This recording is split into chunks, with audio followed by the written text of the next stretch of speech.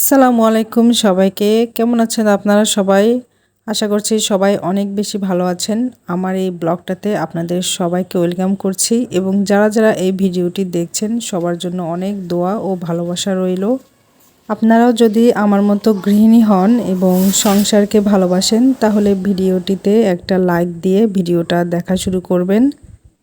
আমার এই বাসাটাতে চারপাশে অনেক খোলামেলা, ঘরের ভিতরে অনেক আলো পড়ে, পর্যাপ্ত পরিমাণে আলো বাতাস ঢোকে এবং জানালা দিয়ে অনেক বাতাস ঢোকে। খুব ভালো লাগে বাইরের পরিবেশটা দেখতে।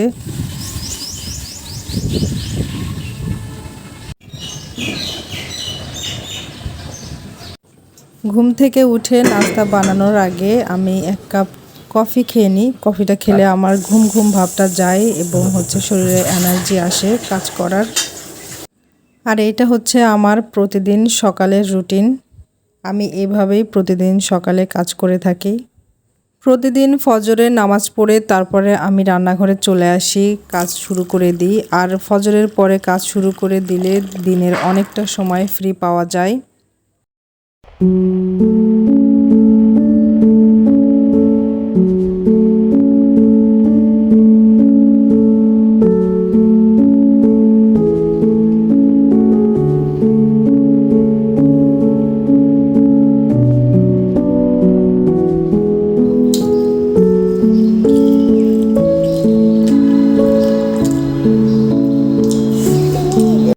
সকালের খাওয়া দাওয়া শেষ করে রান্নাঘরে চলে আসলাম রান্নাবান্না শুরু করার জন্য। এখানে আয়াতের আব্বু অনেকগুলা লাল মরিচ এনেছে। কিছুটা লাল মরিচ সে বীজ দিয়ে চারা বানাবে, এজন্য লাল মরিচগুলো দেখে এনেছে। আর এই লাল মরিচগুলো দেখতে আসলে অনেক ভালো লাগছে। এরকম লাল মরিচ দিয়ে ভর্তা বানিয়ে খেতে, ঝাল ঝাল ভর্তা বানিয়ে খেতে অনেক ভালো হবে। আমি যখন অনেক ছোট ছিলাম তখন আমাদের বাড়ির পাশে বড় বড় ক্ষেত ছিল, সেখানে এরকম মরিচ চাষ করত। তো মরিচগুলো একদম লাল হয়ে গেলে তারপরে তারা তুলতো। তো আমরা ছোটবেলায় তাদেরকে হেল্প করতাম। আমি আমার চাচাতো বোন ভাইরা সবাই মিলে খেতে যেয়ে তারপর ওদের এই মরিচগুলো তুলতে হেল্প করতাম। আর গাছ থেকে এরকম মরিচ তুলতে আসলে অনেক ভালো লাগতো, খুব বেশি ভালো লাগতো। আয়াতের বাবাকে আমি বলছিলাম যে আমার অনেক কচুরলতি খেতে ইচ্ছা করছে। আর কচুরলতি কিন্তু প্রায় সবারই অনেক প্রিয় খাবার। তো আয়াতের বাবা আমার জন্য এনে দিয়েছে। আর এই কচুরলতিগুলো কিন্তু এইভাবেই বিক্রি করে। আমাদের এখানে এক কাকি আছে, তিনি একটু বয়স্ক করে, তো রাস্তার পাশ দিয়ে ছোট্ট একটা জায়গায় সালা বিছিয়ে সেটার উপরে কচুরলতি বাসা থেকে কেটে এনে এইভাবে করে কেটে এনে প্যাকেটের ভিতরে 20 টাকা 25 টাকা এরকম করে বিক্রি করে। ওই কাকির এটা খুবই একটা ভালো ব্যবসা, দারুণ একটা বুদ্ধি। কচুলতি কিন্তু কাটতে অনেক সময় সাপেক্ষ, কাটতে অনেক সময় লেগে যায়। আর এখানে কাকিটা বুদ্ধি করে বাসার আশেপাশে যত কচুলতি হয় সেগুলো উঠিয়ে বাসা থেকে কেটে এনে তারপরে এভাবে বিক্রি করে। এটাতে আমাদের জন্যও অনেক উপকার হয়। আমার পরিচিত আশেপাশে যত ভাবিরা আছে তারাও এভাবে কিনে নেয়। আর সে আনার পরপরই বিক্রি হয়ে যায়, খুব বেশি একটা থাকে না। আর সে কিন্তু পাশাপাশি আরও ঘরের আশেপাশে যেসব শাকসবজি হয় সার ছাড়া, সেই শাকসবজিগুলো এনে বিক্রি করে 20 টাকা করে 25 টাকা করে। আসলে ওই শাকগুলো আমি অনেক খেয়েছি, খুব ভালো লাগে, খুব টেস্টি হয়। দেশি ডিম, দেশি হাঁসের ডিম এইগুলো সব বিক্রি করে। আমার যখনই কচুলতি খেতে ইচ্ছা করে আমি চলে যাই কাকির কাছে যেয়ে বলি যে কাকি আজকে কচুলতি আনছেন কিনা। তো অনেক সময় থাকে, অনেক সময় থাকে না। তো সকাল সকাল গেলেই তার কাছে পাওয়া যায়। তো আয়াতের বাবা আজকে সকালবেলা এনে দিয়েছে। অনেক দিন যাবৎ আয়াতের বাবার কাপড় চোপড় খুব এলোমেলো হয়েছিল। তো আমাদের ঘরে কোনো আলনা ছিল না, এজন্য কাপড় চোপড় একবার চেয়ারে একবার খাটের কোনায়, তো খাটের সাথে ঝুলানো এরকম করে রাখতো। তো না পেরে অবশেষে একটা আলনা কিনে নিয়ে আসলাম। তো এটা এসএসের আলনা, দাম নিয়েছে 2400 টাকা মতো। তো এটাকে আমি ভালো করে মুছে নিচ্ছি। আসলে অনেক দিন ধরে কিনবো করে কেনাই হচ্ছিল না, কাপড় চোপড়গুলো খুব বেশি এলোমেলো হয়ে থাকতো।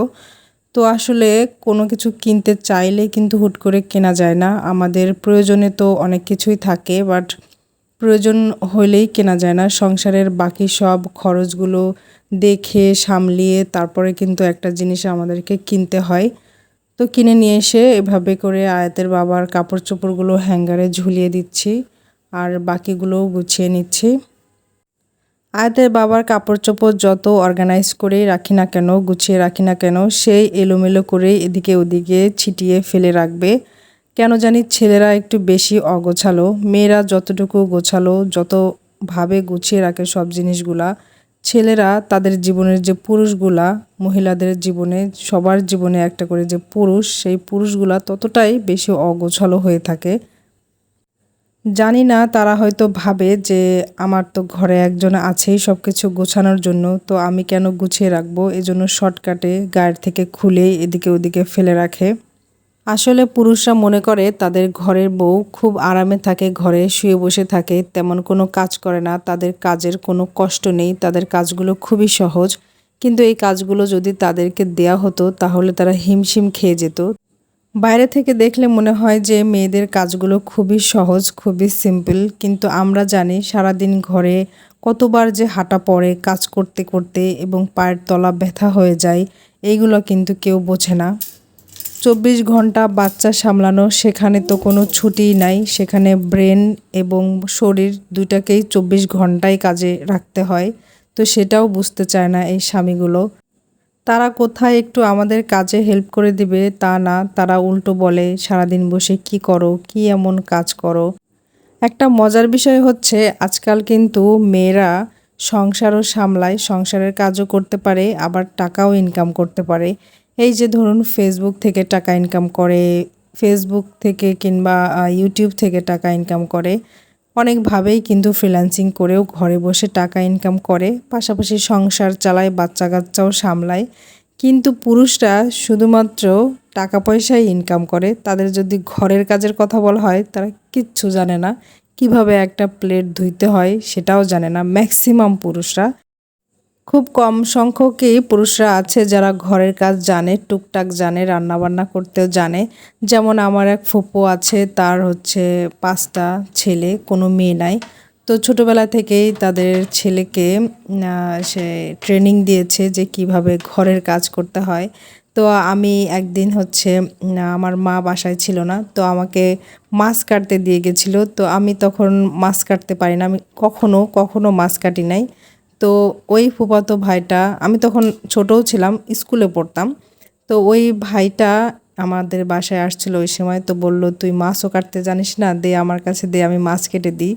তো এটা আমি দেখে খুব অবাক হয়েছিলাম, সে খুব সুন্দর করে মাছটা কেটে দিয়েছিল। আর আমি দেখেছি সে ঘরের অন্যান্য কাজও করে দিতে, ফুপুকে অনেক হেল্প করে দিতে।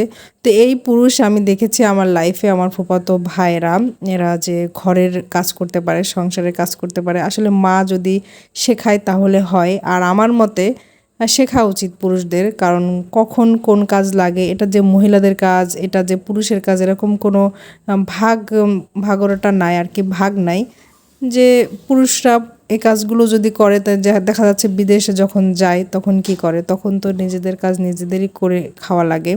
তারপরে যখন বউ থাকে না, সে যদি ঘরের কাজ করতে জানে, বউ যখন বেড়াতে যায় তখন এই কাজগুলো করলে কিন্তু তাদের জন্যই উপকার হয়, হোটেলে যেয়ে আর খাওয়া লাগে না। তো এটা আমার একটা পরামর্শ। আমি একদম সব পুরুষকে বলতেছি না যে আপনারা এখনই কাজ শেখেন।